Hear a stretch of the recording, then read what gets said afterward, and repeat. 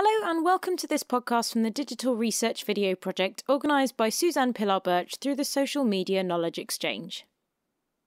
In this video we'll examine a 17th century astronomical print being studied by researchers at the University of Cambridge, including Isla Fay, to find out what it can tell us about astronomers at the time and their theories about the universe.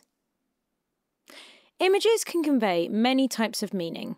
They can tempt you to buy something, to keep away, feel an emotion, or they can teach you about the world. These days, astronomers from NASA use images taken by powerful telescopes to show people what galaxies millions of light years away look like. But even long before satellites and huge telescopes were around, astronomers were using pictures to tell people about their theories. If we look back to the 17th century, we see a time when ideas about the Earth, solar system and universe beyond were changing rapidly. In this period, astronomers often turned to imagery to convey their ideas. By studying some of the huge range of images produced, researchers at the University of Cambridge hoped to gain an understanding of some of these ideas and the astronomers themselves. Take this print, known as a frontispiece, from the front of a book by the astronomer Johannes Kepler, the Rudolphine Tables, published in 1627. Today, Kepler is best remembered for Kepler's laws, which describe how the planets orbit the Sun, and the Rudolphine Tables contain his lists of the likely position of the planets at different times. It was the most accurate reference book of its type then published. Looking at the different elements of this frontispiece can tell us a lot about astronomical history and about Kepler himself. It shows an imaginary temple dedicated to the goddess of astronomy and uses various symbols to convey hidden meanings. First, it shows a group of female characters, or muses, who represent the techniques used in astronomy. They include logarithms, geometry, and optics. Next comes a cast of the most famous and important astronomers through time, including two from the ancient world. This is Hipparchus, who created a list of the stars in each constellation, and Ptolemy worked on explaining why the planets seemed to move at varying speeds. Both of them believed that the Earth was the centre of the universe.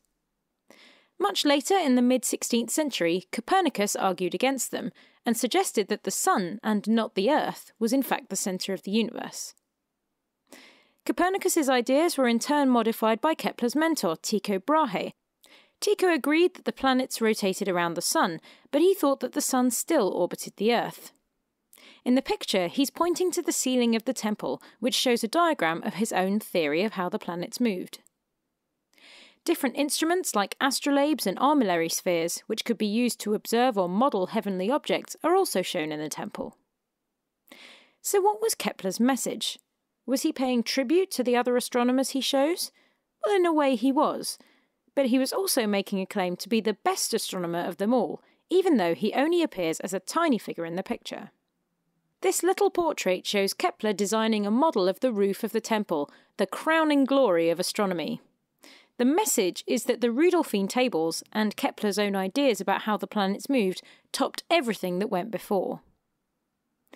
Different types of images were used by other astronomers with different goals.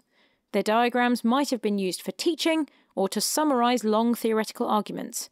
The drawings also helped astronomers to work out technical problems and played an important role in shaping our early understanding of the universe. The Astronomical Images Group at the University of Cambridge is producing an interactive website where you can explore hundreds of different images from this period. Visit www.astronomicalimages.group.cam.ac.uk to find out more. I hope you've enjoyed this digital research video podcast. For more information, visit www.smke.org.